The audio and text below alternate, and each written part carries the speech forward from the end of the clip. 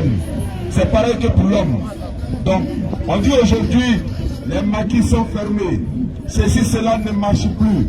Soi-disant, parce que les musulmans sont en train de jeûner.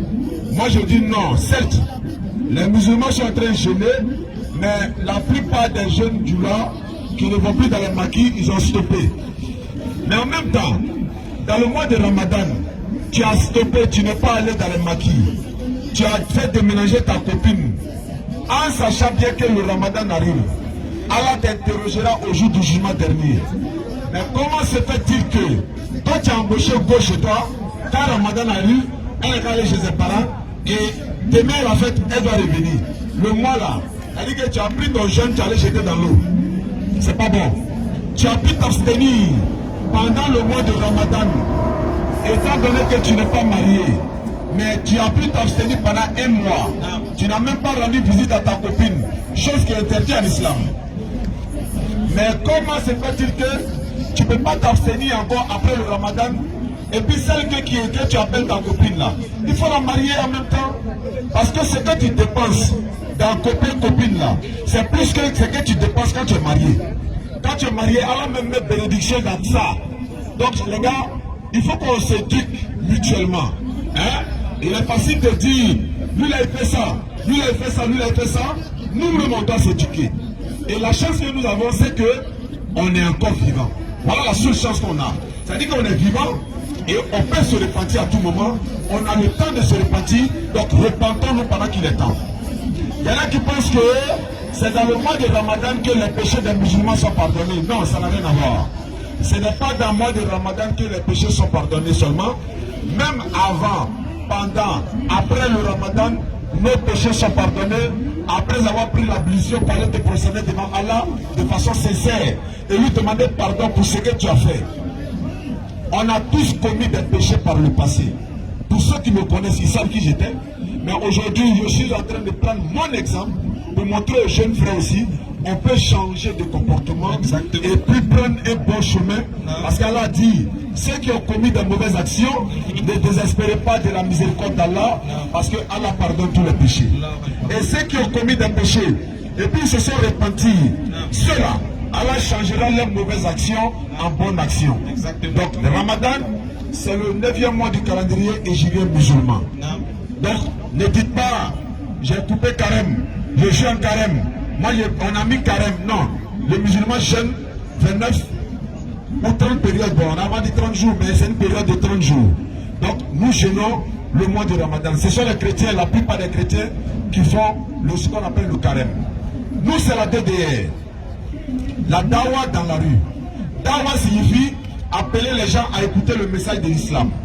Étant donné que nous, c'est avec la Bible et le Coran que nous prêchons, donc dans notre prédication, on s'adresse et aux chrétiens et aux musulmans. Pourquoi on s'adresse aux musulmans? Pour leur dire, tu peux être musulman et puis tu vas en enfer. Pourquoi? Parce que ça dépend de comment tu vas pratiquer l'islam. Est-ce que tu pratiques l'islam de la bonne manière? Allah ne demande pas à un musulman de faire 100%. Il sait qu'on ne peut pas. Même coraniquement, là, il a dit, levez-vous pour prier la nuit à une heure tardive. Mais il sait que la plupart d'entre nous ne peuvent pas le faire. Mais il dit, récitez ce que vous pouvez du Coran, n'importe quelle sourate, pour que Allah t'élève à un niveau de gloire au jour du jugement. Si tu ne peux pas te lever la nuit, ce n'est pas grave. Mais la journée, la prière du jour, là, il faut faire un effort pour le faire. Si le médecin t'avait prescrit le médicament, parce que la prise des médicaments est considérée comme les 5 prières en islam. Effectivement. On prend 2 comprimés matin à 5h30. On prend 4 comprimés à 13h30. On prend 4 comprimés à 16h. On va prendre 3 comprimés à 18h30. Et on prend encore 4 comprimés à 20h ou à 19h. Pour avoir la santé. Allah dit, la prière est loin du turpitude et du blâmable. Tous les prophètes de la Bible, ils se prosternaient pour prier. Donc la manière dont nous devons, quand je dis nous, chrétiens musulmans, venez, on va se prosterner devant le créateur des cieux de la terre, on va l'adorer. C'est comme ça les prophètes priaient. Nous, on n'a pas inventé. Ce qui est bien en islam, les musulmans n'ont pas inventé leur manière de prier. C'est Allah qui nous a dit, voici comment vous devez m'adorer. Et l'éternel Dieu, c'est à lui de nous dire comment il faut l'adorer. C'est-à-dire, nous ne devons pas nous inventer une manière d'adorer l'éternel Dieu. Non. Regardez tous les musulmans du monde. Ils ont la même manière d'adorer Allah. Inclinaison, prosternation, lecture en arabe. Inclinaison, prosternation, lecture en arabe. C'est comme ça dans le monde. Si tu es dans une religion, que vous ne priez pas, comme les prophètes ont enseigné, quitte cette religion, va dans la meilleure des religions. Jésus lui-même s'est prosterné pour prier. Toi, tu ne te prosternes pas pour prier. Il faut te poser des questions. Moïse prenait les ablutions. Les musulmans prennent les ablutions. La religion musulmane, ce n'est pas une religion ordonnée, mais ce n'est pas une religion désordonnée, mais c'est une religion ordonnée. C'est pourquoi, pour prier, on a besoin d'une direction. Exactement. Et d'ailleurs, le musulman ne prie pas, mais le musulman fait ce qu'on appelle la solat. Allah dit dans le Coran, sourate 62, la solat intitulée le vendredi, verset 9 à 11. Il dit, lorsqu'on vous appelle à la solat du vendredi, la solat ce sont des rites, mais les prières, c'est après qu'on s'est prosterné pour faire la solat. Moi je suis assis seul dans mon coin, je demande à Allah, j'ai besoin de travail, j'ai besoin d'enfants, j'ai besoin de mariage, j'ai besoin de ceci, cela. C'est ce qu'on appelle la prière. Exactement. Voilà, je prie Dieu pour qu'il me donne temps. C'est comme à la justice, le magistrat ou le juge va dire, nous prions la cour de se lever. Nous prions. C'est-à-dire, je vous en prie. Donc, monsieur, on vous prie de vous lever. Je vous prie de vous lever, mais ça ne veut pas dire que je suis en train d'adorer. C'est-à-dire qu'on vous demande avec respect de vous lever. Donc le musulman fait ce qu'on appelle la solat. La solat, ce sont des rites. On se procède de la même manière comme je le disais tantôt. Si tu es dans une religion où vous priez différemment les uns les autres, pose-toi des questions. Si tu es dans une religion où vous n'êtes pas d'accord sur la personne de votre Dieu, pose-toi des questions. Si tu es dans une religion où tu dois trier ton lieu d'adoration, pose-toi des questions. Si tu es dans une religion où toi-même, c'est-à-dire que tu fais des choses qui ne sont pas dans ton livre, c'est vrai, tout n'est pas mentionné dans le Coran. Mais ce qui est mentionné dans le Coran, 80% de ce que nous faisons sont coraniques. C'est Allah qui nous a appelés musulmans dans le Coran. C'est Allah qui a donné le nom du Coran dans le Coran. C'est Allah qui nous a demandé de faire le pèlerinage à la Mecque. C'est Allah qui nous a prescrit le jeûne qu'on appelle la Siyam. Tout ce que nous faisons, c'est Allah qui nous l'a ordonné. Si tu es dans une religion où ta prière, le jour de ta prière n'est même pas dans ton livre, pose-toi des questions. Et ensuite, le premier de tous les commandements pour tout être humain, que tu sois juif ou chrétien ou bouddhiste ou athée, tu dois connaître qui t'a créé toi-même. C'est une question que le chrétien, le musulman, le bouddhiste, le juif, on doit se poser. Vas-y. Qui suis-je?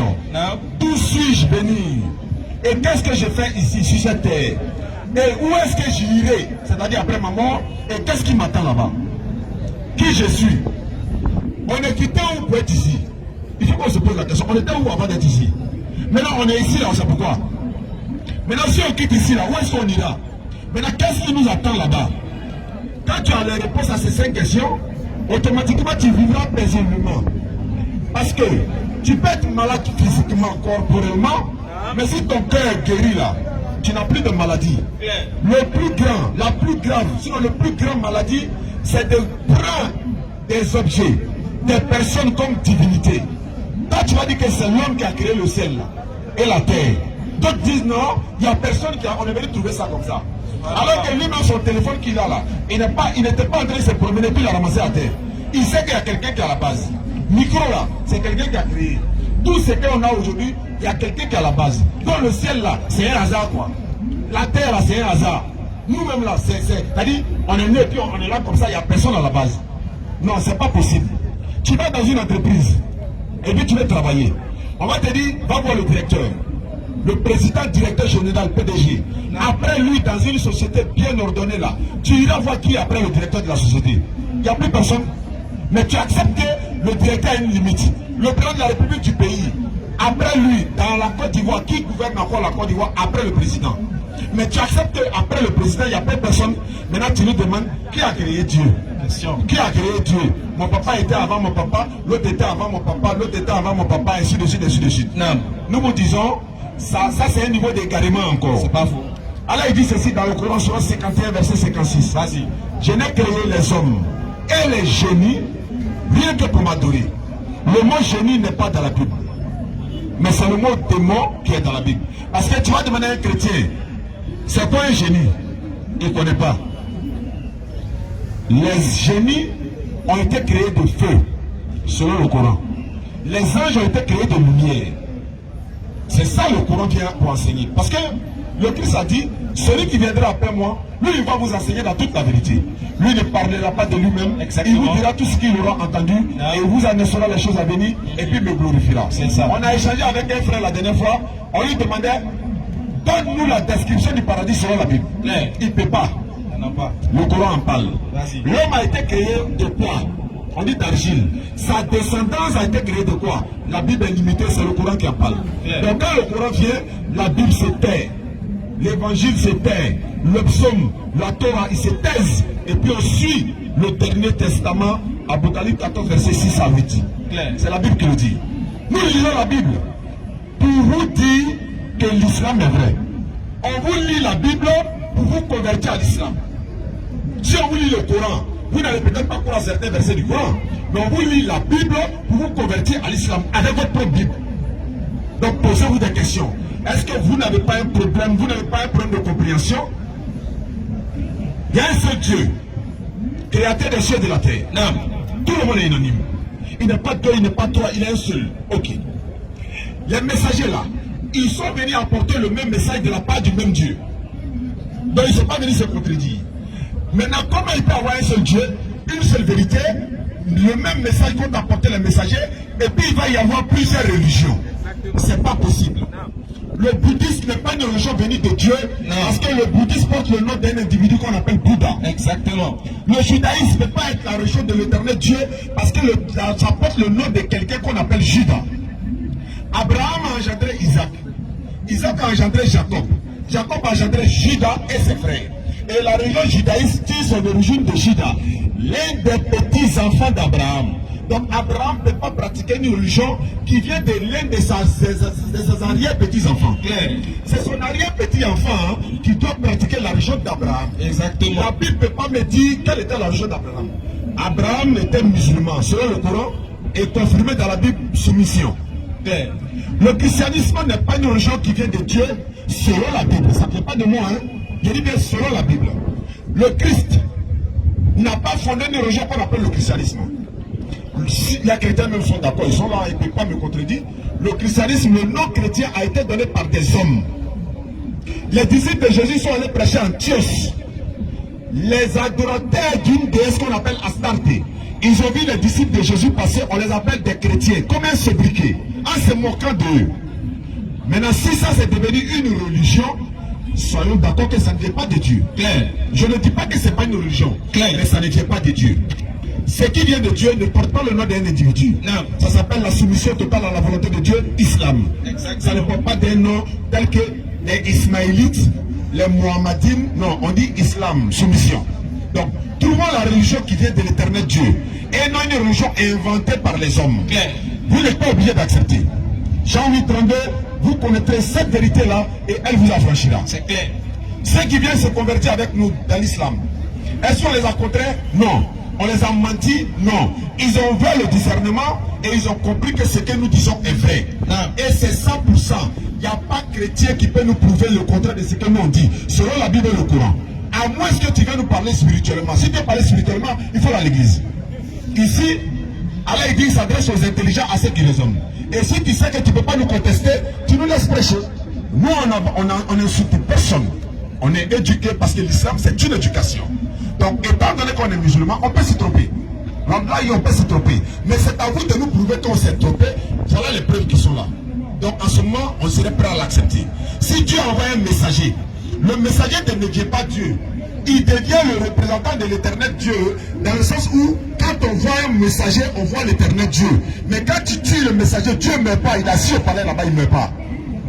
On appelle ça les métaphores bibliques. On a beaucoup de choses à dire. C'était la DDR. Assalamu alaikum. Wa alaikum salam wa rahmatullahi wa barakatuh. Soyez les bienvenus au rappel hebdomadaire de la DDR. Aujourd'hui, nous sommes exactement à Figayo. Alhamdulillah, nous remercions Allah subhanahu wa ta'ala pour tout ce qu'il fait. Et je crois que l'ordinateur a été plus que clair. Mais moi, je vais réitérer un peu les propos de l'ordinateur. essayer d'aller encore plus en profondeur. Mais cette fois-ci, Non. nous allons commencer d'abord par le rappel. Essayer de rappeler nos frères et sœurs sur quelque chose qui est fondamental. Atakbir. Atakbir. Souma Atakbir. Soyez fiers d'être musulmans. Qui est fier d'être musulman? Qui lève le doigt? On est tous fiers d'être musulmans, frère. Masha'Allah. Masha'Allah. Que la gloire d'Allah s'installe sur la terre comme dans les cieux. Amen. Les frères et sœurs, vous connaissez tous, c'est Ismaël Aka, bébé Gbé. Ici, on dit les Gbé. Ça te fait mal, mais c'est les Gbé. Quels sont ceux, je dis bien, aujourd'hui, j'ai une prière à faire, et je veux que tout le monde a dit Amin. Que tous ceux, après le mois de Ramadan, le jour de la fête, qui vont aller dans le bar, qu'Allah les donne diarrhée sur le champ.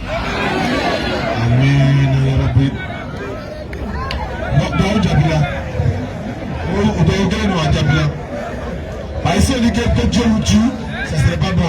Faut vivre. Mais diarrhée là, il était la tafette. Celui qui va aller dans le bar, le jour de Ramadan, première bouteille de bière qu'il va boire, ça n'a qu'à verser dans son bassin. Que lui et les versets du bar tissent une alliance. Que tous ceux qui ont calé la petite go et qui attendent le jour du Ramadan pour faire appel aux petites go, que ce jour-là, il n'a qu'à avoir diarrhée devant la petite go. Une diarrhée chronique, ça c'est la mort. C'est un animal. Amine l'a diminué. Amine l'a diminué. Amine de ça, ça La honte là, la mort est mieux que la honte. Du moment où il est content, il est là. Vous êtes dedans. Amine l'a diminué. Amine de petite go là, ça a diminué. Et quand elle a écouté de nous. Les frères, c'est vrai, ça fait rire, mais les gars, on a qu'à prendre conscience. Tu vas jeûner pendant un mois. Tu vas te priver de nourriture. Les gens vont t'insulter, tu as serré ton cœur. Tu as regardé les gars là, qui s'habillent sexy là, on dit, tu n'as pas regardé 2 fois, tu as une fois, tu as l'air qu'on est du spam là. Tu vas te priver de tout ça là. Tu vas jeûner normalement. Tu vas prier Tarawih. Tu vas faire les prières nocturnes. Tu vas faire lecture de Coran. Tu vas faire Laylatul Qadr. Tu vas jeûner. Tu vas faire tout. Et puis un seul jour, quelques heures, tu vas le tout gâcher dans une bouteille de bière. Tu vas aller cacher tout ce que tu as fait. Toutes ces bénédictions que tu as eues là. Tu vas aller cacher ça dans un bar ou dans un maquis. Hey, mon frère, toi-même faut voir. Non, c'est toi-même faut voir. Ma soeur, on peut faire ça. Comment tu peux te détruire? Regarde toi-même dans souffre. Regarde toi-même tu souffres pendant un mois. Maintenant le jour où on doit te donner ton cadeau, le jour où on doit donner ton cadeau là, c'est ce jour-là que toi tu décides de tout dire. Ah les frères, nous on n'a qu'à voir. Allah ne va pas descendre pour venir nous parler bête en bête. Nous-mêmes là, on n'a qu'à prendre conscience, les gars. Il y a d'autres qui ont commencé à... Les couturiers sont foutus. Il envoie baser les sabots, baser les sa belle-mère. Hey, qui vous a dit que Gola ça existe en islam? Qui vous a dit? Il n'y a pas c'est ma co. Il n'y a pas c'est ma fiancée. C'est ma femme, c'est tout. Si tu n'es pas encore prêt, il faut rester. On te laisse avec les savons. Ça c'est entre toi et puis ton savon.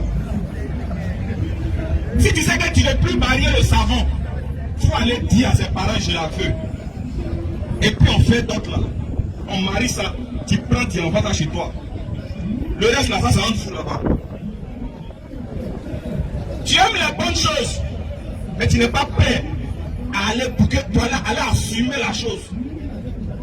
Les frères, pardonnez, Ramadan là, le jour de la fête, asseyez-vous au grain, faites votre thé, buvez, mangez votre viande, pensez à Allah, chantez les merveilles d'Allah et du prophète Muhammad sallallahu alayhi wa sallam. Tu veux sortir là, il y a un restaurant, il y a glace, on dit tu as une glace de toute façon, allez-y la paix glace, c'est mieux que d'aller la paix bière. pardonner. Ils sont en train de dire que c'est à cause de vous que les maquis sont fermés. Et puis vous allez leur donner raison. Wallahi. Hey, Et vous attendez? Hier, j'étais chez Daouda Sanogo. Arrivé chez lui, il y a un bar. C'est vous diminuez pas toi. Il y a un bar là. Ils ont fait un fiche. Spécial Ramadan. Maintenant, dans l'affiche là, c'est le jour de Ramadan dans sa Jensen. Vous savez ce qu'ils ont mis sur l'affiche là? Ils ont mis mosquée. Mosquée sur l'affiche de bar. Pour dire ça sera gâteau aujourd'hui. C'est nous-mêmes, on va là-bas. Donc, voilà ça. Il y a un bar pour vous encourager là. On met lecture du Coran et puis même musique en fond sonore. Oui. Parce que c'est que vous allez venir. Voilà, non. Eh les frères, Il y a un problème. on va donner raison au koufar. Voilà, il y a un problème, les gars. Aujourd'hui, mon frère qui est là, il est témoin, il allait me coiffer. Le coiffeur m'a reconnu. Et puis il a train de me bombarder maintenant par rapport. Bon, ceux-là, on les connaît. On attend que Ramadan la fille va les maquiller là. Ça va remplir tout à l'heure. Les Abdou m'a dit ça, c'est les plaisanter. Les musulmans, c'est les plaisanter. Ils ne connaissent rien, ils parlent le gros français seulement pour plaquer les gens pour devenir musulmans. Parce qu'ils se mettent la caille, le frère d'assis. Mon frère, on a dit quoi? On n'a rien dit. Parce qu'il voulait qu'on parle. On lui a montré la bonne éducation de l'islam. On est venu se coiffer. On n'est pas venu faire débat. Si tu es trop fâché et tu estimes qu'Ismaël Aka s'est trompé, que Ismaël Aka c'est un menteur, tu viens à la fille devant tout le monde, tu prouves que c'est un menteur. Mais pour l'instant, rends-moi beau, il a venu prêcher. Donc il m'a rendu beau, je n'ai pas dit un mot. Alhamdoulilah, je suis venu. Pour vous dire, pardonnez, ne leur donnez pas raison. Hein? Quand on donne la bonne compréhension.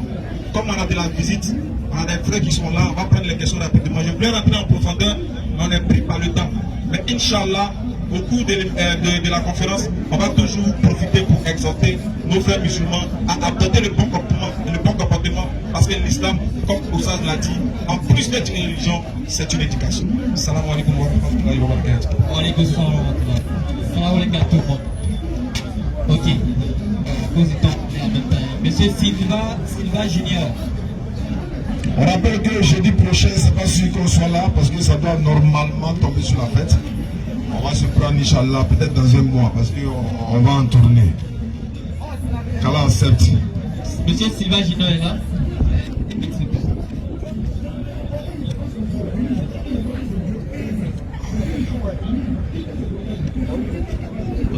Bonsoir, bienvenue, chef frère. Oui. Parlez plus fort. J'aimerais comprendre quelques passages coraniques. D'accord. Allons-y. Surat 9, 18 à 19. Surat 9. Verset 18 à 19. Ok, lecture. Surat Taubat.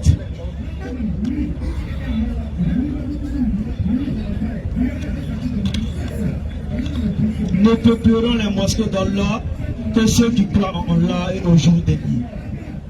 Accomplissent la salat, acquittent la zakat et ne craignent qu'Allah. Si ce que cela soit du nombre des bien guidés. Question. Voilà. Donc j'aimerais comprendre ce verset parce qu'on dit que ceux qui craignent Allah là, ils accomplissent la salat, ils acquittent la zakat. On dit c'est pas sûr que cela soit du nombre des bien guidés. On ne comprend pas ce passage. Il n'a pas dit c'est pas sûr. Donc il se peut que... Voilà.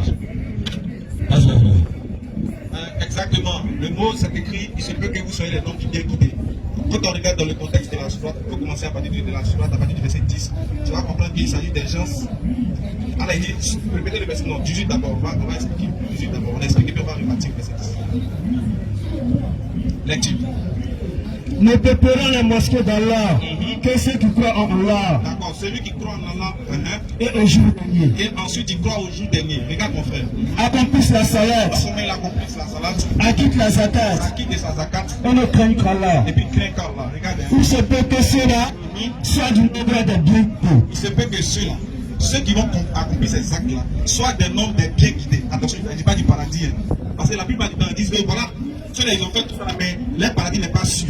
Non, on parle de la guidance. Parce que quiconque est sur terre n'est pas sûr d'être guidé tant qu'il n'a pas encore fini de mener ses actions, qui est la mort. Tant que la mort lui n'est pas arrivée et qu'on n'a pas décrété son sort, il lui-même ne connaît pas son sort. Donc pour amener le musulman à être toujours performant dans ses actions, à toujours continuer à œuvrer et à attendre l'espérance de Dieu, de ne pas se baser sur ses actions, il dit, il se peut que cela soit du nombre de bien guidés. Est-ce que tu vois?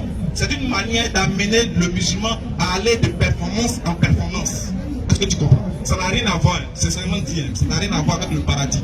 Tous les versets qui parlent du paradis garantissent le paradis. Ici, il s'agit de la guidance dans les actions et non de la guidance du paradis. On va prendre Surat 46. Regarde, Surat 46, verset 13. Quand tu prends Surat 43, 68 à 70. Tu vas comprendre. Tous les versets qui parlent du paradis en islam parlent avec assurance. Il y a un mot dedans qui se répète. Préparez la question. 46, 13, rapidement. Écoute bien. Ceux qui disent notre Seigneur est Allah. Voilà un verset qui concerne le paradis. Ceux qui disent notre Seigneur c'est Allah. Et ensuite se tiennent sur le chemin. Ensuite ils se tiennent sur le droit chemin. Ces personnes restent dans le droit chemin. Regarde. Ils ne doivent avoir aucune crainte. Tu vois, ils ne doivent avoir aucune crainte. Ça s'appelle assurance. Donner l'assurance à quelqu'un. Si moi te dis mon frère, faut pas avoir peur. Viens à quel que soit le nombre de personnes, faut pas avoir peur. Ça veut dire quoi? Je te rassure quelque chose. Je te garantis quelque chose. Maintenant regarde la suite. Ils ne seront point affligés. Ils ne seront point affligés. Ceux-là sont les gens du paradis. Ceux-là sont les gens du paradis où ils demeureront éternellement. Tu as vu? Ceux-là sont les gens du paradis où ils demeureront éternellement. Ils ne doivent avoir aucune crainte. Ils ne seront point affligés. C'est ça qu'on appelle donner de l'assurance à quelqu'un. Tu vois? Voilà, ça c'est un verset qui concerne le paradis. Tu as vu, quand on donne l'assurance, il y a un mot qui vient paradis. Tout ce qu'on dit paradis net, il y a assurance là-bas. On va prendre la Surah 46 et 43, 68 à 70. Voilà, ici. Tiens, écoute encore. Oh mes serviteurs. Voilà, Dieu parle, il dit, oh mes serviteurs. Vous ne devez avoir aucune crainte. Tu as vu, il y a un autre verset qui concerne le paradis. Vous ne devez avoir aucune crainte encore. Aujourd'hui, vous ne serez point affligés. Vous ne serez point affligés encore. Continue. Ceux qui croient en aussi. Ceux qui croient en aussi. Ils sont musulmans. Et puis ils sont musulmans. Entrez au paradis. Entrez où ça? Au paradis. Entrez au paradis. Ça, on appelle ça un verset clair qui rassure le musulman au paradis. Mais par contre, l'autre là, où tu vas gagner cette équipe, il se peut qu'il s'agit de la guidance de ses actions sur terre. Ça n'a rien à voir avec le paradis. Voilà ce que je peux dire. C'est bon? Il veut poser une question. Allons-y. Vous pouvez me lire Surat 19, verset 71 à 72. Il n'y a personne parmi vous qui ne passera pas par mon frère, c'est ça?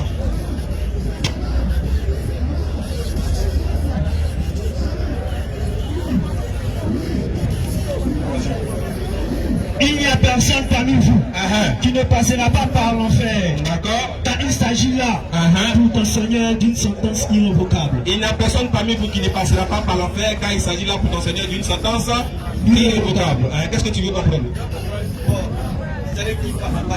Très bien. Ça ne parle pas des musulmans. Le chapitre même ne parle pas des musulmans. On va remonter au verset 66 pour savoir de qui ça parle. Dans le même chapitre, on remonte au verset 66. Parce que le verset n'a pas commencé au 79. Le verset commence au 71. Ça commence au verset 66. Allons-y. Et l'homme dit, Voilà, c'est avec qui ça parle. Alors il dit, et l'homme dit, une fois mort, me sortira-t-on vivant? Est-ce qu'ils vont me faire sortir vivant? C'est-à-dire, c'est un homme qui s'interroge, de savoir, mais si je meurs, est-ce que je serai ressuscité? Mon frère, un homme s'interroge, il dit, si je meurs, est-ce que Dieu va me ressusciter? Dieu n'est pas capable de me ressusciter. Alors que cette pensée-là, c'est pas un musulman qui peut avoir ça. Pourquoi? Parce que dans les 6 piliers de foi, il y a croire en la résurrection. Oui? Le musulman doit croire que s'il meurt, il sera ressuscité pour être musulman. Si tu ne crois pas que si tu meurs, tu seras ressuscité, tu n'es pas musulman. Tu comprends? Donc on dit, et l'homme dit, une fois mort, mais sortira-t-on vivant? Donc c'est un homme qui s'interroge et qui pense que s'il meurt, il ne va pas être ressuscité. Vas-y mon frère. L'homme ne se rappelle-t-il pas qu'avant cela? Mais là, Allah dit, mais l'homme ne se rappelle-t-il pas avant cela là? C'est nous qui l'avons créé. C'est moi qui l'ai créé. Alors qu'il n'était rien. Alors qu'il n'était rien, si tu n'étais rien, qui est amené à l'existence. Alors que moi, il te dit que si tu meurs, il peut te ramener à l'existence. Pourquoi tu te poses cette question de savoir si tu meurs, est-ce que je peux te ressusciter? Allons-y. Verset prochain. Verset suivant, les frères.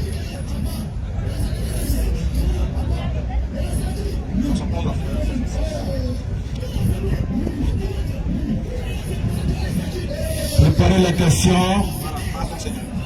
Par ton Seigneur, Par ton Seigneur. assurément, Assurément. nous les rassemblerons. Maintenant, Allah il dit ça, c'est sûr. Par ton Seigneur. Il jure par lui-même. Nous les rassemblerons. C'est les gens qui pensent ça là. Eux les diables. Eux et les diables. C'est-à-dire quoi? Lui, l'individu qui dit ça, plus le diable qui l'inspire à dire ça, à penser que s'il meurt, il ne sera pas ressuscité. Allah dit, eux tous, nous allons les rassembler.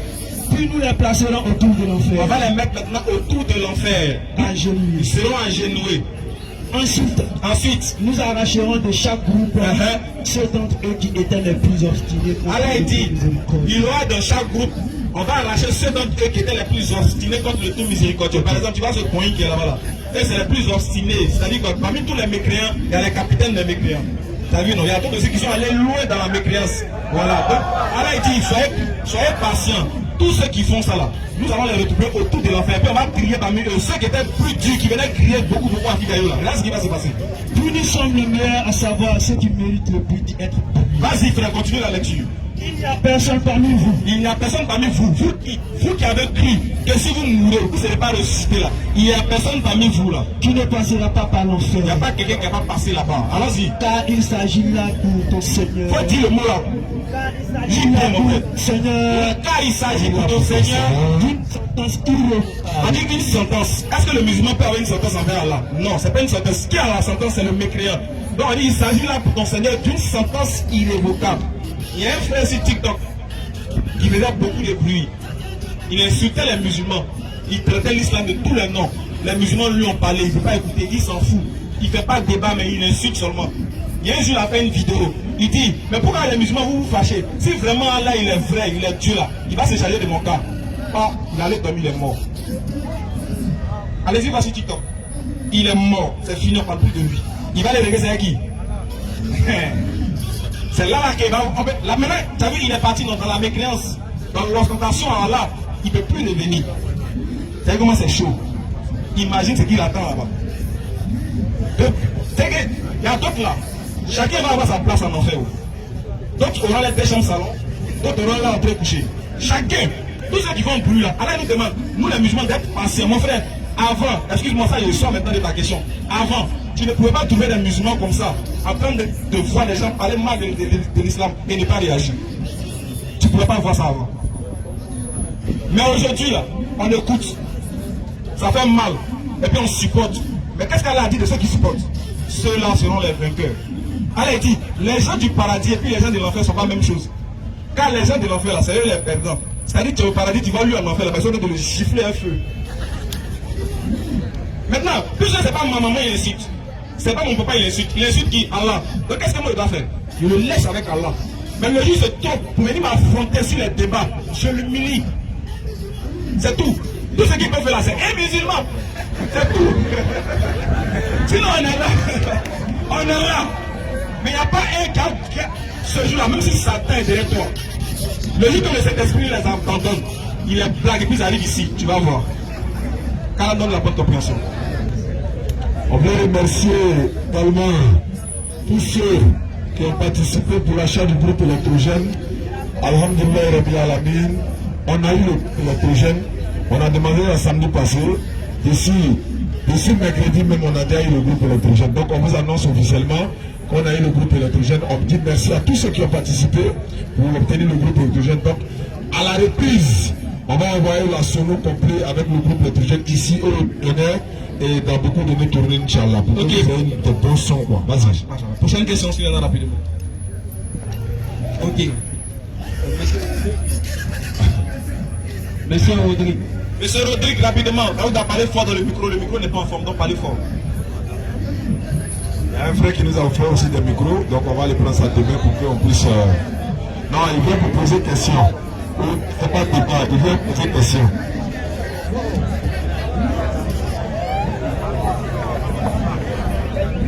Bonjour. Vraiment, d'abord j'ai salué, donc bonjour. Bonjour. J'avais bien voulu discuter encore, mais vous préférez que ce soit que des questions. Donc on va se contenter de questions. Rapidement, je souhaiterais qu'on prenne deux passages bibliques. Apocalypse 22, le verset 13 jusqu'au verset 16. Dans le premier temps. C'est après ça que tu poses ta question, quoi. Après ça, il y a un deuxième verset et puis je pose la question. Allons-y.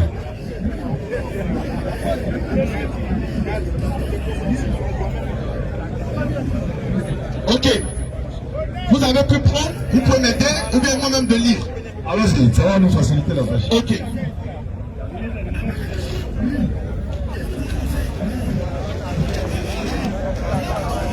Vous m'avez dit cela. Ça c'est bon pour même qu'à la sorte. Ok. Il est écrit, D'accord? je suis l'alpha et l'oméga, le premier et le dernier, le commencement et la fin. Heureux ceux qui lavent leur robe afin d'avoir droit à l'arbre de vie et d'entrer par les portes dans la ville. Dehors les chiens, les enchanteurs, les impudiques, les meurtriers, les idolâtres et quiconque aime et pratique le mensonge. Moi, Jésus, j'ai envoyé mon ange pour vous attester ces choses dans ces églises. Je suis le rejeton et la postérité de David, l'étoile brillante du matin. Dans un premier temps, Jésus parle. Jésus dit, il est l'alpha et l'oméga.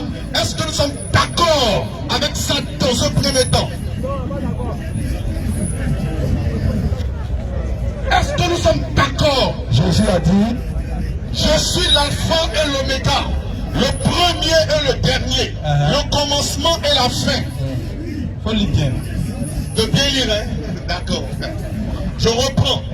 Apocalypse 22, verset 13 au verset 16. Je suis l'alpha et l'oméga, le premier et le dernier, le commencement et la fin. Heureux ceux qui lavent.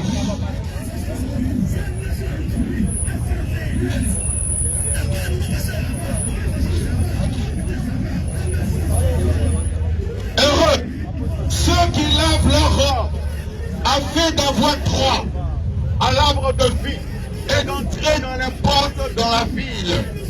Dehors les chiens, les enchanteurs, les impudiques, les meurtriers, les idolâtres et quiconque aime et pratique le mensonge. Moi, Jésus, j'ai envoyé mon ange pour vous attester ces choses dans les églises. Je suis le rejeton et la postérité de David, l'étoile brillante du matin. Première question. Est-ce qu'on est d'accord que Jésus est l'alpha et l'oméga? Alhamdulillah, je ne suis pas d'accord que Jésus est l'alpha et l'oméga. C'est la question que tu as posée. Oui, mais je suis d'accord que ça sort de la bouche de Jésus.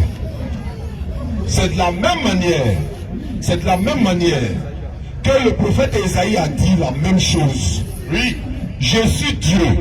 En dehors de moi, il n'y a pas un autre Dieu et nul n'est égal à moi. Je suis d'accord que ça sort de la bouche d'Esaïe, mais ce n'est pas d'Esaïe lui-même qu'il s'agit. Voilà le problème. Non, est-ce que toi tu es d'accord avec moi que ce passage-là est dans Esaïe? Ce passage est dans Esaïe. Est-ce que tu es d'accord avec moi que ça sort de la bouche d'Esaïe? Je suis d'accord. Est-ce que tu es d'accord avec moi que... Est-ce que tu es d'accord que... Oui, c'est Esaïe qui est le Dieu là? Non. Mais Esaïe parle de la part de qui? De la part de Dieu. Amen. Mais, Amen. Amen. Applaudissement. tu sais, N'applaudissez pas. Dites à Takbir, Allahu Akbar. N'applaudissez pas, s'il vous plaît. Allez. dans quel contexte Esaïe a parlé? Dans quel contexte Jésus a parlé? Jésus est en train d'annoncer sa venue dans le monde. Donc, ça c'est ce que toi tu dis. C'est pas ce que je dis. Il a dit quoi? Heureux ceux. Heureux ceux. Parce que moi je viens. Et puis se présente. Jésus se présente. Il dit je suis l'alpha et l'oméga. Le premier et le dernier. Le commencement et la fin. Il annonce. Il s'annonce lui. D'accord. Mais il a pu dire ça. Oui, mais il n'a jamais dit je suis Dieu. Il a dit non. En fait, le problème c'est quoi? On va arriver là. Parce que d'abord, qu'on soit d'accord sur ce principe. C'est ce que je dis là. Puisque toi tu sais très bien que les propos qui sortent de la bouche de Jésus ne viennent pas de Jésus. Pourquoi? Pourquoi? Mais ça c'est Jésus qui l'a dit. Non. Qui a dit? Jésus a dit. Moi je suis en train de te parler maintenant. Oui, je t'écoute. Jean 14, le verset 24. Oui. La parole que vous entendez, il dit celui qui ne m'aime pas ne garde pas ma parole. Oui. La parole que vous entendez, oui, n'est pas de moi. Oui, mais de qui? De mon Père qui m'a envoyé. Oui. Donc quand il dit quelque chose, il passe sur le contrôle de qui? Il parle sous la caution du Père. Alors, je suis d'accord. Alors, donc quand il dit je suis l'alpha et l'oméga là, là tu te passes sur Apocalypse 22 seulement. Non. Je veux dire quoi? Oui, oui. Je veux dire quoi? Le même Apocalypse, je suis le premier et le dernier là, alpha et l'oméga là. Oui, ça est dans Apocalypse 1:8, non? Effectivement. Il a dit ceci. Il est là. En fait, où c'était 8. C'est comme le gars, il a voulu jouer au malice la dernière fois là. Oui. Écoute-moi maintenant. Oui. Jésus dit. Oui. Je suis l'alpha. Oui. Et l'oméga. Et l'oméga. Dit le Seigneur Dieu. C'est ça. Dit là. C'est d'après le Seigneur. Oui. Il reprend les propos du Seigneur. Oui. Ça ne fait pas allusion à nous-mêmes. C'est de la même manière que Esaïe a dit la même chose. Oui. L'alpha et l'oméga là, c'est chez Esaïe d'abord, non? L'alpha et l'oméga. C'est dans l'Ancien Testament d'abord chez Esaïe, non? Effectivement. Avant d'arriver dans l'Apocalypse, non? Effectivement. Pourquoi Esaïe n'est pas Dieu? Esaïe ne peut pas être Dieu. Pourquoi Jésus te dit que s'il répète les mêmes mots? Esaïe d'abord c'est annoncé comme qui? En parlant de qui? Avec les propos de qui? Jésus, Esaïe c'est un envoyé de Dieu. Oui, Jésus aussi a dit Dieu l'a envoyé. Effectivement, alors, donc c'est pas nul. Non, c'est pas match nul. Excusez-moi. Parce qu'il faut mettre les choses dans leur contexte. Excusez-moi, vous refusez la vérité. Je vais vous faire lire un verset. C'est possible? Oui. Oui, ok. Vous allez prendre Apocalypse 1:8 ici là. Effectivement, la Bible parle de vie. Elle va t'expliquer le sens vrai. Parce que vous n'avez pas la Bible physique. Vous avez le numérique, c'est pas mauvais. Quand vous avez aussi la Bible dans mon sac. C'est lui, c'est moi tu as, non? Quand vous allez finir une version là, je vais vous expliquer quelque chose. Voilà ce qui nous arrange là. Finissez quand vous allez finir, je vais vous expliquer. Apocalypse 1, le verset 8. Voilà, c'est en haut là. Le Seigneur Dieu dit, je suis l'alpha et l'oméga, le premier et le dernier. Je suis celui qui est, qui était, qui vient. Je suis le tout-puissant. Très bien. C'est écrit qui a dit ça? C'est celui qui a dit qu'il est l'alpha et l'oméga. Non, il a écrit quoi? Il a dit le Seigneur Dieu dit. Qui est en train de dire le Seigneur Dieu dit? C'est Jean. C'est pas Jésus. C'est Jean qui parle. Et puis Jean dit au nom de qui? Doucement. Jean parle au nom de qui? Jean parle au nom de qui? Jean a reçu un ange de Jésus. Il veut que tu l'écoutes. En fait, l'ange est venu dans la version là, tu dis c'est Jean. Alors que tu dis c'est Jésus qui est en train de dire je suis l'alpha et l'oméga. Tu vois comment faire ça? Pas la même chose. Ici, vous dites quoi? Vous dites le Seigneur Dieu dit. C'est Jésus qui a dit ça. Non. C'est pas Jésus qui a dit. Jésus parle pas là-bas. Jésus a parlé. Dans Apocalypse 8, non? Il y a de son ange. Non, dans Apocalypse 8. Et quand tu lis tout le passage, qu'est-ce qui se passe? Avant de lire tout le passage là, est-ce que c'est pas Jésus qui parle dans Apocalypse 8? C'est Jésus qui. Pardon, c'est l'apôtre Jean qui annonce la véritable identité de Jésus dans Apocalypse 1, le verset 8. Donc dans tout Apocalypse, Jésus n'a pas parlé. Hein. Pourquoi Jésus n'a pas dit ça? Apocalypse 1, 8, c'est Jésus-Christ qui parle. Excusez. Oui. Si vous dites que ce n'est pas Jésus-Christ qui parle, moi je vous l'accorde. Écoutez bien. En fait, de tout je veux que vous me compreniez un peu. Je veux que vous compreniez. Si vous dites que ce n'est pas Jésus qui parle dans Apocalypse 1, 8, mais c'est écrit là-bas, Dieu dit, je suis l'alpha et l'oméga. C'est ça. C'est Dieu qui dit ça. Ok. C'est écrit aussi dans Esaïe que c'est écrit là-bas, je suis le premier et le dernier, n'est-ce pas? C'est ça. C'est écrit dans Apocalypse 22, que vous avez pris, je suis le premier et le dernier. Effectivement. Très bien. C'est ce que je me suis tué à expliquer au prophète de la dernière fois. Je vous dis, le mot je suis le premier et le dernier, c'est un mot polysémique. Et qu'est-ce que signifie un mot polysémique? C'est un mot polysémique qui se retrouve dans plusieurs versets. Et il y a la distinction quand il s'agit de la créature qui parle et quand il s'agit du créateur. Quand il s'agit de la créature quand il s'agit de la créature répète les propos de Dieu. Ça, on va le premier et le dernier, le tout-puissant. Il n'y a pas quelque chose après. Vous allez voir, dans l'Apocalypse, le verset 1 au verset 18, je suis le premier et le dernier, j'étais mort. Vous voyez que ça là, le premier et le dernier ne s'attribue plus au créateur, mais à la créature. Parce que Dieu le créateur ne meurt pas. En fait, vous savez pourquoi on ne va pas s'entendre? Parce qu'il s'agit d'un thème de théologie. Or vous refusez la théologie, vous voulez qu'on comprenne noir sur blanc. Vous voyez non? Maintenant quand on dit bon d'accord, si on comprend noir sur blanc, faisons aussi pareil avec Esaïe. Vous ne voulez pas. Apocalypse, là, tu veux qu'ils comprennent ça? Moi, je suis plein, non? De toute façon, c'est écrit, non?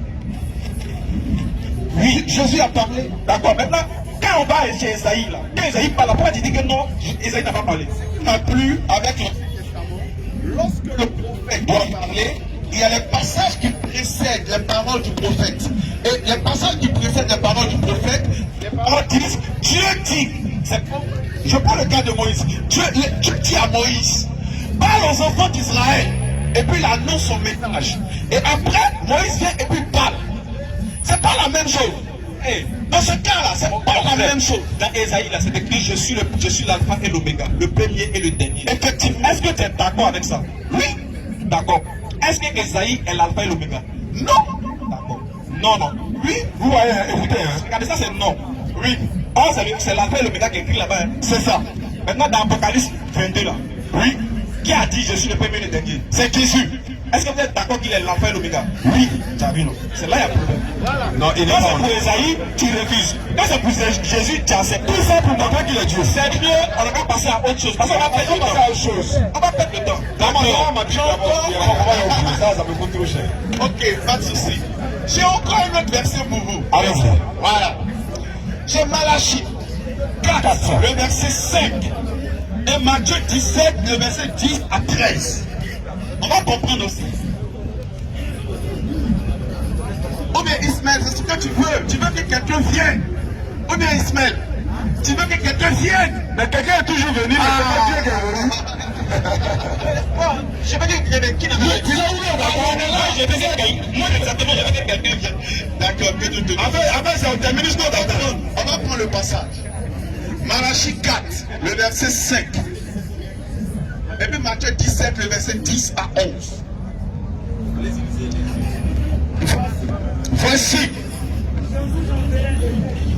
Voici, je vous enverrai Élie. Voici, je vous enverrai Élie, Oui, le prophète, avant que le jour de l'Éternel arrive. avant que le jour de l'Éternel arrive. On est d'accord. Tu m'excuseras, je vais essayer de développer un peu si je peux poser la question. On est d'accord que dans Ésaïe 42, le verset 8, je suis l'Éternel, c'est là mon nom. Le nom éternel, en hébreu, je pense que ça veut dire Yahweh. Je ne vais pas m'hasarder, c'est pourquoi je mets une petite touche. Donc ce nom éternel était beaucoup attribué au Dieu créateur du monde, au Dieu le Père, dont nous parlons, dont nous reconnaissons. Là, il est question de ce même éternel-là qui est en train de parler, l'éternel des armées, qui dit qu'avant que lui ne vienne, Élie va le précéder. Et quand Élie va le précéder, lui, l'éternel, il va descendre. On est d'accord? Prenons Matthieu 17, verset 10, et puis on descend. Vous parlez de la question. Les disciples lui firent cette question. Les disciples lui firent cette question. Pourquoi donc les scribes disent-ils qu'Élie doit venir premièrement? Les scribes disent qu'Élie doit venir d'abord, avant que le Messie ne vienne. Ce Messie-là qui s'est autoproclamé éternel, dont Malachie a parlé d'éternel. C'est Malachie, le prophète, qui n'a pas menti. Il dit avant que le Messie descende, il faut que Élie le précède. Excusez, je Non, il n'y a pas de problème, vas-y. On continue. Il lui répondit. Il répondit. Il est vrai qu'Élie doit venir Il est vrai qu'Élie doit venir et rétablir toutes choses. et rétablir toutes choses. On continue. Continue. On peut continuer. Mais je vous dis qu'Élie est déjà venu, Mais je vous le dis, Élie est déjà venu. qu'ils ne l'ont pas reconnu. Donc si Élie est venu, c'est que l'Éternel n'était plus loin. Et qu'ils l'ont traité comme ils l'ont voulu. Et qui l'ont traité comme ils l'ont voulu. De même le Fils de l'homme souffrira de leur part. Et qui était ce Élie quand tu finis au verset 13, qui était ce Élie? C'est Les Jean-Baptiste. disciples Les disciples ont pris alors que c'était qu'il leur parlait de Jean-Baptiste. Jean-Baptiste. Matthieu 11, verset 11, lui-même il le dit. C'est l'Élie qui devait venir. C'est Élie a précédé Jésus. Qui est Jésus? Selon Malachie. Question. On va répondre. Non, parce que tu as bon développement. Applaudissez pour lui, ça va m'arriver la côte. Merci. Tu as bon développement. Merci. Sauf que tu es en face de la TDR. Vous ne savez pas que je suis en esprit. Voilà, tu as vu, chez nous, ce qui est bon chez nous, c'est qu'Allah dit, lorsque les preuves viennent là, vérifiez. Et puis, ayez l'esprit du discernement. L'esprit du discernement, là, ça permet, voilà, ça, même quand tu es petit, ça devient grand devant le grand. C'est ça. Très bien. On relit ton verset de Malachie 4. Ton cas. Et puis, il était décortique ça pour te montrer quelque chose. Décortiquons. Voici 4-5. Voici, regardez bien. Voilà l'almagam. Si c'était à l'église, elle n'allait pas poser question. Elle n'allait pas dire là, on n'a pas compris. Mais comme elle n'est pas à l'église, Dieu merci. Allons-y. Voici, je vous enverrai Élie. Dieu dit, l'Éternel dit, je vous enverrai Élie. Lui il va envoyer Élie. D'accord. Le prophète. Avant que le jour de l'Éternel arrive. Et non avant que l'Éternel arrive. Avant que le jour de l'Éternel arrive. Voilà. C'est ça tu vas. C'est de quel jour tu parles? Très bien. On t'a dit l'Éternel arrive. Non. On dit le jour de l'Éternel. Calm down. Voilà. Très bien. T'as vu que chez nous ici, on fait attention à chaque mot qui est utilisé. Parce que chaque mot est utilisé à son sens. Très bien. Quand on dit le jour de l'Éternel arrive, là, ça n'a rien à voir avec le fait que l'Éternel lui-même vient. Parce que, écoute bien, le mouvement d'aller, venir, monter, descendre appartient à la créature, non au créateur. Donc le jour de l'Éternel, là, c'est le jour où Dieu va manifester sa gloire. Après avoir envoyé Élie, il va manifester sa gloire. En fonction de quoi? De la prophétie qui était donnée depuis Ésaïe 31, Jérémie 31, verset 31-34. Comme les Juifs savent que le Messie doit venir, quand même tu as dit de ta bouche, le Messie doit venir. Qu'est-ce que signifie Messie? Bible. Il faut la Bible pour nous aider. Prenons la Bible. La plus petite des Bibles, là, c'est elle qui va répondre. Elle n'est pas dans la petite bouche là. Très bien. Voilà. Très bien, lis ça. C'est comme ça qu'il faut faire. Quand tu prends un mot, il faut aller chercher.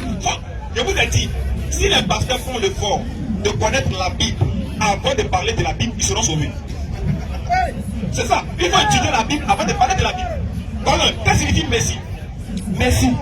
Transcription française du titre hébreu Machia. Voilà, on dit c'est en hébreu. C'est un mot hébreu qui s'appelle Machia. Qu'est-ce que signifie le Machia? Ce titre était attribué au roi d'Israël. C'est un titre. D'abord, c'est un titre. Le mot Messie, c'est pas Dieu. C'est un titre donné d'abord au roi d'Israël. Et plus tard au grand maître. Et puis au tard, ils ont donné ça au grand maître. Pour signifier qu'il avait été consacré. Pour signifier qu'il avait été consacré. C'est-à-dire choisi et désigné par Dieu. Par qui? Par Dieu. Choisi et désigné par Dieu. Regardez la suite. Lis la suite, mon frère. Pour une fonction particulière. Désigné par Dieu pour une fonction particulière. Continue. Petit à petit, le titre de Messie, a été réservé au roi sauveur. Choisi toujours par Dieu. Continue. Dans certains prophètes de l'Ancien Testament. La Bible te dit, avant Jésus, il y avait le Messie. Dans l'Ancien Testament, Ésaïe 41, Ésaïe 45, verset 1. Il faut me montrer. Ésaïe 45, verset 1. Montre-nous qu'il y a eu un Messie avant Jésus. On va finir ici d'abord. Et puis, Ésaïe 45, verset 1. Tous les versets.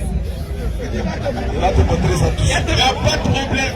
Tu es d'accord au moins avec la définition de Messie là ici? Non, ça n'est pas où c'est quitté. C'est quitté dans la Bible. Donne-nous les références. Voilà. En fait, tu vas lui donner la Bible même. Tu vas prendre des... On te montre. Non, tu vas. Je vais aller dans le dictionnaire. Voilà. Dictionnaire là, est-ce que c'est Jésus? Ce n'est pas dictionnaire. C'est la note explicative, on appelle ça vocabulaire. Quand tu ne comprends pas un mot là, quand toi-même tu ne comprends pas ta Bible là, ta Bible t'explique ce que tu ne comprends pas. Non, c'est pas nous on a écrit. C'est pas nous on a écrit. C'est la Bible. D'accord, on continue. Donc on a compris maintenant le seul Messie. Non, la définition ne peut pas être acceptée. Ah non, tu n'acceptes pas. C'est pas la définition parce que ce n'est ni un apôtre, ni un prophète qui l'a écrit. Très bien les frères. C'est lui qui l'a écrit. Très bien. Animé. Écoutez, moi je suis d'accord. Je suis d'accord avec vous. Si vous dites que vous n'acceptez pas, monsieur, si vous dites que vous n'acceptez pas ce qui est sorti de la Bible, non, pas ce qui est sorti de la Bible. C'est pas un passage biblique que tu as pris. Écoutez, laissez-moi finir, il ne faut pas ne m'attribuer pas ce qui n'est pas dit. Elle finit, là, vous n'avez pas ce qu'il veut dire. Mais si vous n'acceptez pas ce qui sort de la Bible en termes de vocabulaire biblique, en termes de définition des mots bibliques, parce que vous dites que vous ne savez pas qui a écrit, alors ne prenez plus un verset de la Bible, parce que c'est lui qui a écrit ça. Et lui qui a écrit là, c'est lui qui explique. On parle plus de la Bible, on parle de Dieu, ne parlons plus. Je pense que c'est qui est faut que tu parles pour m'écouter, tu vas t'en parler avec peut-être écouter aussi. Excusez-moi, pardon frère. Je vais dire quoi? Moi, tout ce que je te demande, je vais faire un passage biblique. Oui, comme ça le fait. Je viens. Laisse les notes de vos D'accord, ok, frère, Oui. selon la Bible, que veut dire Messie? Selon la Bible, que veut dire Messie, c'est l'élu. Montre le passage. Excusez.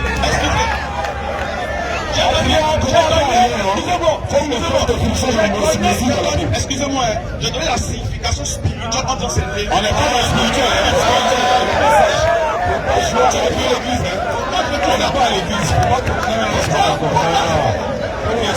Pourquoi je dis ça? On dit c'est l'élu. Pourquoi je dis ça? Non, Tu vois que tu nous rejoins. je vous rejoins dans quel sens? Parce que tu peux pas donner la définition de Messie selon la Bible à un verset biblique. Pourquoi? Tu peux pas vous donner. Non, excusez-moi. Et là, quand les chrétiens même. Regarde, j'ai une Bible ici là. Oui. On appelle ça la Bible à la lettre rouge. Et c'est les chrétiens qui l'ont fait. Tous les propos de Jésus sont en rouge. Si tu vois des passages qui ne sont pas en rouge, ça ne vient pas de Jésus. C'est ça. Mais c'est pas nous l'a fait. Les chrétiens nous ont facilité la tâche nous-mêmes. Oui. Est-ce que ces passages, on doit l'utiliser? Oui. Définition du mot Messie là. Oui. Ça est dans la Bible, mais ce n'est pas un verset biblique.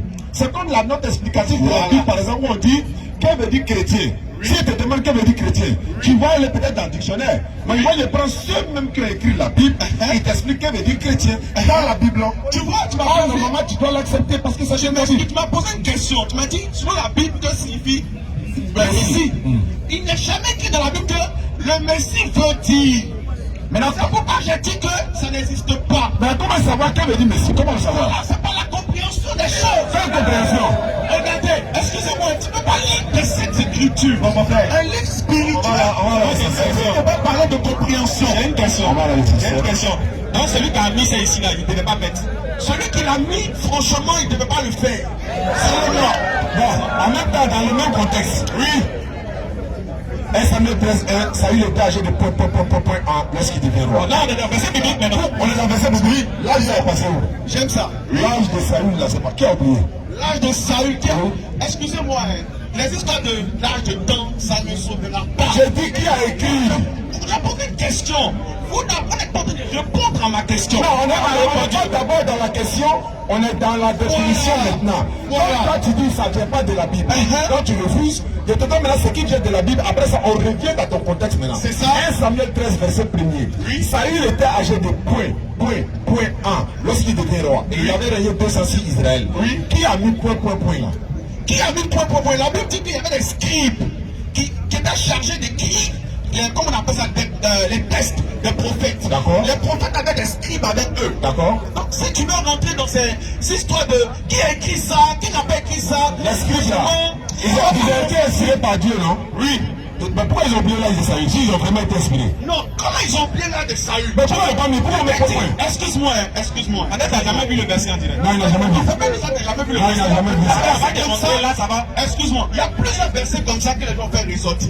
Mais moi, je ne rentre pas dedans. Non, on rentre dedans. Moi, Parce que tu as refusé la définition. Pourquoi on rentre dedans? Excuse-moi, frère. Oui, excuse-moi, mon frère. Oui. Pourquoi on rentre dedans? Oui. Parce que tu as refusé une définition que ceux-là même qui ont confessionné la Bible t'ont donné. Elles ont pas. Attends. Eux-mêmes qui ont écrit la Bible, oui, ils t'ont aidé en définissant les mots. Tu dis, tu ne prends pas pour eux qu'ils ont défini là. Oui. D'accord. Comme tu ne prends pas, c'est légitime. Oui, c'est ton droit. Maintenant, toi, tu veux verset biblique. C'est ça. Maintenant, on s'en va dans le verset biblique. On voit une partie où ils ont sauté l'âge de Saül. On te demande le qui a laissé.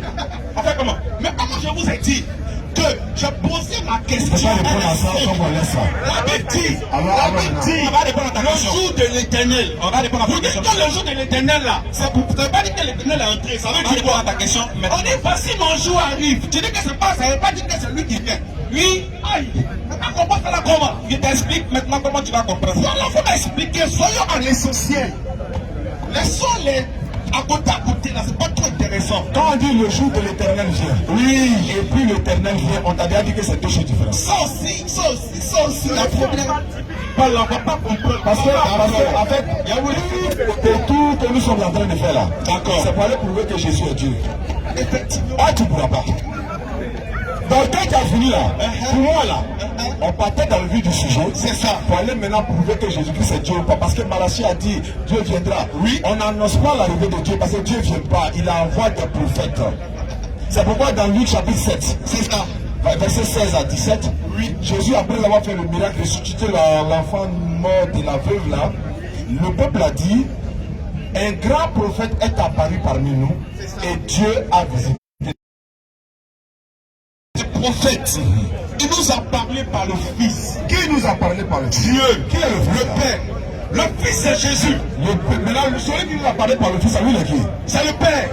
Mais si le Père a un nom, je te le dis aujourd'hui devant le ciel, devant la terre, si le Père a un nom, c'est Jésus. Donne par la Bible Donc le Père c'est Jésus, son fils c'est Jésus. Donc Jésus a un fils qui s'appelle Jésus a qui? un fils qui s'appelle Jésus. Merci, on a compris. Et je sais ce que je dis. Parce que tant que vous ne comprendrez pas que toi-même tu es homme, tu es fait de corps à un esprit. C'est écrit dans 1 Thessaloniciens 7, le verset 23. Tu es fait de corps, âme et esprit. Est-ce qu'il est possible que ton père, voilà. Sinon, de façon simple, les sorciers du bas niveau le font. Maintenant il te pose une question. Voilà. Le sorcier là, attends, On va terminer avec toutes les questions, mais allons-y. Donc si j'arrive à sortir de mon corps, esprit, Maintenant, frère, si l'âme et l'esprit sont séparés, On va lire les l'esprit là c'est qui? On veut dire que ça forme une seule personne. mais la Bible dit non. La Bible dit oui. Jésus a dit le Père est plus grand que moi. On t'a dit ça forme une seule Mais personne. le Père est plus grand que lui parce qu'il est la parole. Et lui-même il a dit, il commande la parole, c'est le Père. Attends. Mais ils sont la même entité. Ils ne sont pas la même entité. Tu sais pourquoi? S'ils sont la même entité là, quand Jésus est mort là, est-ce que Dieu était mort? Oui.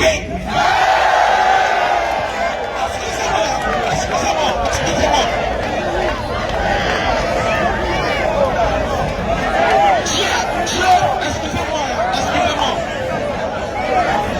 Jésus est Dieu. Jésus, écoutez-le. Jésus. Tu serais un bon humain. Non, quand tu serais un bon prédicateur, Tu m'excuses. Il n'y a pas de souci. Excuse-moi. Allons-y. C'est vraiment une folie. Je le sais. C'est vraiment une folie. Dieu était mort là, c'est une folie. Quand on vous dit mort, on parle de quoi? pas de mort. La mort, dans ce sens, c'est quoi la mort? C'est la mort. La mort, c'est la mort. La mort, c'est la séparation. Écoute, il est expliqué maintenant. La mort, c'est la séparation de l'âme du corps. C'est tout. Tu peux mettre ton corps et quitter la tête. Bon. C'est tout. Ça arrivait à Dieu. Ça arrive à Dieu, non? Oui, parce que Jésus. Tu sais pourquoi? Vous voyez, excusez. On va s'excuser, mais toi, je vais me laisser. C'est pas les musulmans qui crient, c'est les chrétiens même qui veulent les crier. Mais après, le problème c'est quoi? Le problème c'est quoi? En fait, j'aime bien ce que tu dis. Mais ce que tu dis est contradictoire. Vous avez vu quelle présence spirituelle on prie au monde. Allez-y. C'est un sens spirituel. Ah, ok, c'est spirituel. Quand je dis et j'affirme que Dieu, à ce destin, était mort. C'est-à-dire, Un autre sens. c'est-à-dire, explique-moi. Dieu devait mourir lui-même pour les hommes. Mais est-ce que Dieu meurt? C'est ce que je t'explique. Non, tu peux pas dire Dieu meurt. On a un exemple. La mort, tu l'as dit. La mort même, tu l'as dit. Il a dit que c'est la séparation de l'âme du corps. Dieu n'a pas âme, il n'a pas corps. Dieu a une âme. Qui l'a donné? Qui l'a donné? C'est qui que Dieu a une âme? Mais qui lui a donné ça? On te demande qui l'a donné âme Je là. pense que cette question n'a pas répondu à mes questions. Merci beaucoup. Au contraire, j'ai reçu une question de votre part. On peut avoir un débat, non, mais ça, ce sera après le ramadan, un face à face, mais pas dans le public aussi. Moi, je n'ai pas de problème. D'accord, on va gérer On va ça. t'inviter au bureau. On va gérer ça là-bas. S'il vous plaît. On t'aime bien, Merci beaucoup. Et Dieu te bénisse. je te bénisse, mon frère. Merci beaucoup, on est ensemble. Merci beaucoup. C'est un bon chrétien. À cette personne comme ça, on peut échanger.